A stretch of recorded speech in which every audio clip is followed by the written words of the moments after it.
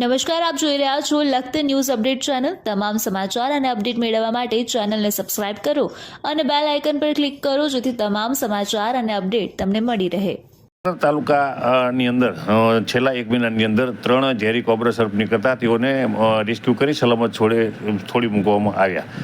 લખતર તાલુકાના રંપોડ વિસ્તાર, માહીડેરી વિસ્તાર અને આદલસર ગામની અંદર ઝેરી કોબ્રા સર્પ જોવા મળ્યા હતા। ત્રણેય ઝેરી કોબ્રા સર્પને રેસ્ક્યુ કરી અને સલામત સ્થળે છોડી મૂકવામાં આવ્યા। સમગ્ર ગુજરાત રાજ્ય સહિત સમગ્ર વિશ્વની અંદર સૌથી વધારે પ્રજાતિ છે તે ઝેરી સર્પ જે કોબ્રા સર્પની છે।